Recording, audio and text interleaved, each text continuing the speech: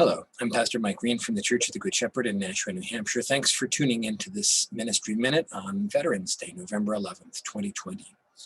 This is a day when in our society and our country we take time to thank those who have served in the armed forces, our veterans, for their service above the call to serve self, to serve others in the defense of liberty and the protection of our country and in fighting for those ideals in which our country is based, justice and equality and freedom for all. It's a day that's not celebrated just in the United States, though. It's celebrated around the world, but not always as Veterans Day, sometimes as Remembrance Day or as Armistice Day. Because on this day, 102 years ago, the treaty which was signed in Europe to end World War I was put into effect at the 11th hour of the 11th month of the 11th day.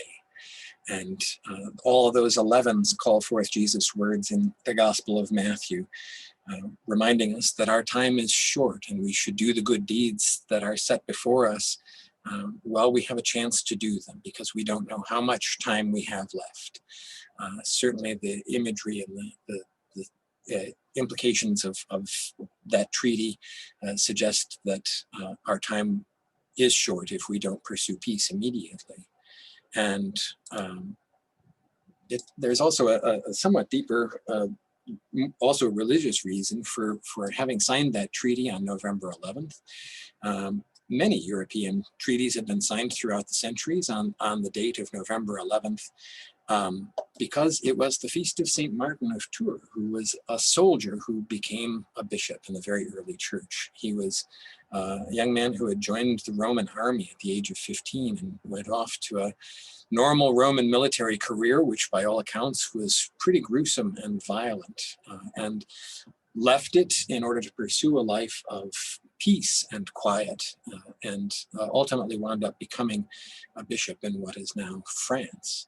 The symbol of St. Martin that the church so often shares is an image of him as a soldier, running across a homeless person and using his sword to cut off his cloak so that he could give this man a means of warmth. And the symbol is shared as a reminder of his example of using his position of strength and privilege in order to provide for those who were in need, as the true service to the gospel and the true promotion of peace and justice for all.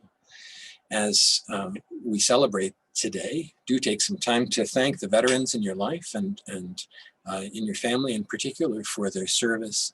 It's also a good day to pray for peace and justice and the promotion and spread of peace throughout the world in what are undoubtedly uncertain times. And this is also the day that is exactly 40 days before Christmas. And so it's historically been a time of preparing for that great feast and a new season of expectation and hope for what it is that God is bringing forth in us. Pray for all of those things today and as we go forward. God be with you all.